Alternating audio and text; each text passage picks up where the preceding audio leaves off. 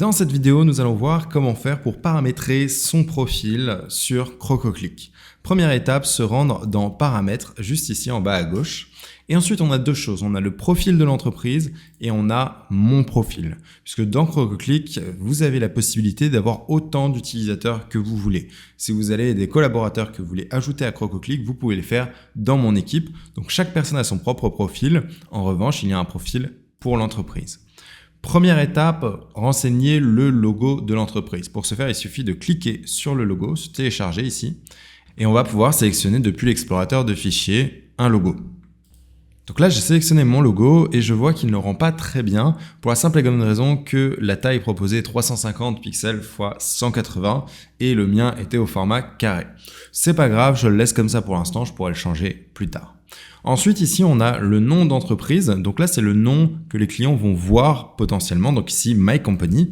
Et ici, on a le nom légal. Donc c'est le nom qu'il y aura sur les factures. Donc là, je vais mettre le vrai nom de mon entreprise. Hop là. Et je peux renseigner juste comme ça. Ensuite, ici, il y a le courrier de l'entreprise. Là, je ne suis pas obligé de le remplir, mais je peux si je veux. Pareil pour le numéro de téléphone, site internet. Et là, ça va être la catégorie dans laquelle on est. Donc, est-ce qu'on fait par exemple du marketing? Est-ce qu'on est une agence de marketing? Est-ce qu'on est un consultant, etc. Là non plus, c'est pas obligatoire. Une fois qu'on a renseigné ces infos, il faut par contre cliquer sur mettre à jour pour pouvoir sauvegarder ces informations-là. Également, c'est dans le profil de l'entreprise que je vais pouvoir renseigner l'adresse, la ville, etc. et notamment la langue de la plateforme si je veux l'avoir dans une autre langue que le français. Juste en dessous, on a langage de communication sortante pour les valeurs personnalisées.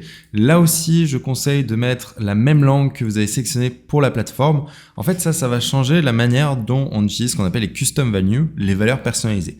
Par exemple, vous pouvez mettre la custom value date du rendez-vous dans un mail et cette date elle va être affichée soit en anglais, soit en français. En français, ça pourrait être par exemple mercredi 13 janvier 2023.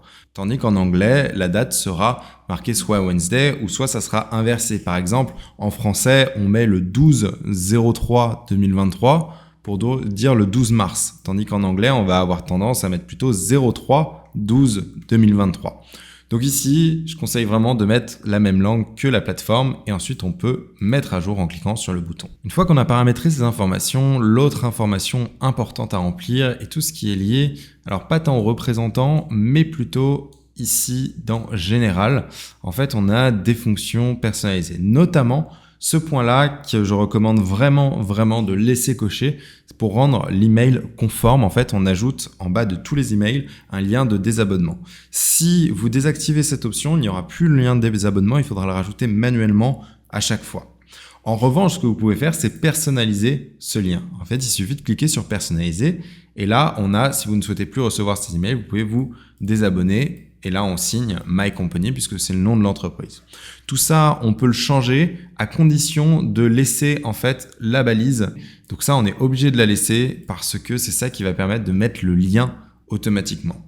Donc l'idéal, c'est de ne pas trop toucher ça. Mais si vous voulez le personnaliser, vous pouvez du moment que vous laissez cette balise juste ici. Là, par exemple, j'ai changé la phrase en disant vous avez la possibilité de et j'ai enlevé le nom de l'entreprise et j'ai bien mis le tag unsubscribe ici. Et donc là, je peux enregistrer. Si je m'étais trompé et que j'avais pas mis unsubscribe comme ça, par exemple, en mettant clac, eh bien là, ça n'aurait pas fonctionné. Il me disait de mettre le tag unsubscribe. Donc, je mets ici et là, je peux cliquer sur enregistrer. Également, ce que je recommande d'activer, c'est regrouper les contacts Facebook par nom. Ce qui va se passer, c'est que si un contact Facebook porte un certain nom et que dans la base d'email, il y a quelqu'un qui porte exactement le même nom, eh bien, les deux contacts seront fusionnés parce qu'il y a de grandes chances pour que ce soit la même personne. Autre fonctionnalité, marquer les emails invalides en raison d'un rebond dur. Un rebond dur, donc c'est expliqué ici, c'est lorsque, par exemple, un mail rebondit, donc n'arrive pas dans la boîte mail de quelqu'un. Ça peut être pour plusieurs raisons, soit parce que notre adresse mail est marquée comme spam, ou soit tout simplement parce que la boîte de la personne est pleine. Dans ce cas-là, quand on active cette fonction, eh bien, si on envoie un mail et qu'il n'arrive pas dans la boîte de la personne, ce mail est marqué comme invalide et ça évite de lui envoyer d'autres mails qui potentiellement pourraient rebondir également. Les deux autres paramètres juste en dessous pour vérifier les numéros de téléphone lors de l'envoi du premier SMS et vérifier l'adresse mail sont des services supplémentaires qui consomment du crédit. À chaque fois en fait que vous allez vérifier un numéro de téléphone ou une adresse mail, une petite fraction de votre crédit sera consommée. Mais en même temps, c'est un bon moyen pour éviter d'envoyer un email à une adresse qui n'est pas valide. Donc on a la première sécurité juste ici qui permet en fait, si on arrive sur une adresse invalide, de ne pas envoyer d'autres mails. Et on a cette fonction supplémentaire premium qui permet de vérifier l'adresse mail au préalable avant même d'envoyer le premier mail. Les deux dernières fonctions dont j'aimerais vous parler, c'est la fonction de rappel automatique après un appel manqué et la fonction de déduplication des contacts. Le rappel automatique, c'est une fonction qu'on a activée par défaut. En fait, lorsque vous allez potentiellement acheter un numéro de téléphone avec CrocoClick, ce qui va consommer du crédit, vous allez avoir ce numéro. Et si quelqu'un vous appelle et que vous ne décrochez pas, on a la possibilité d'envoyer un SMS pour tous ces appels manqués. C'est cette fonction qui est juste là. Et là, il y a le message qui est envoyé par défaut lorsqu'un appel est manqué. Donc, bonjour, ici, donc là, le nom de ma boîte. J'ai vu qu'on a raté l'appel, comment je peux vous aider? Bien sûr, on peut tout à fait changer ce message, notamment pour le mettre en français. L'autre option consiste à désactiver, et si on désactive ça, eh bien, il n'y aura plus de SMS automatiquement envoyé lorsque un appel est manqué.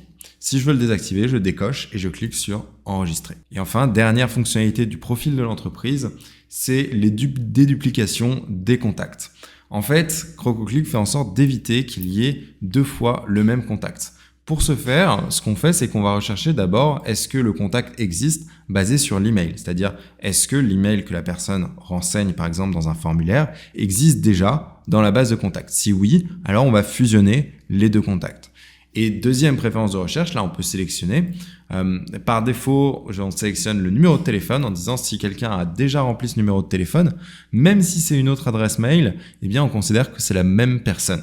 On peut bien sûr désactiver cette préférence, même si la plupart du temps, c'est quand même assez pertinent parce que si quelqu'un renseigne le même numéro de téléphone, ça veut vraisemblablement dire que c'est la même personne, même si elle a utilisé une autre adresse mail. Une fois qu'on a paramétré ces paramètres de l'entreprise, on peut paramétrer notre propre profil.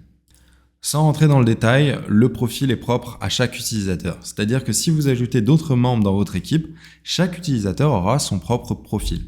C'est sur cette page qu'on peut changer les informations principales comme le first name, donc le prénom, le nom de famille, l'adresse mail, etc. Et on peut également changer le mot de passe en donnant le mot de passe actuel et ensuite les mots de passe, le nouveau mot de passe.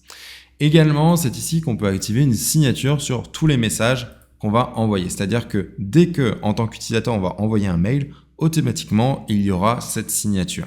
Si on veut l'activer, on fait ça, on remplit ici la signature et on met à jour le profil. Ensuite, la partie disponibilité, elle est liée à tout ce qui est calendrier. Donc, je ne vais pas l'aborder ici, mais sachez que ça permet de régler au niveau de l'utilisateur ses horaires de travail et tous les calendriers vont prendre ces horaires-là en priorité. Également, ça c'est lié au calendrier, on peut intégrer Zoom, Outlook Calendar et iCloud Calendar et on peut également intégrer Google Agenda, mais nous n'allons pas le voir maintenant dans cette vidéo. Une fois qu'on a terminé de remplir ces infos, c'est bon, le profil de l'entreprise est paramétré et notre profil personnel est également paramétré.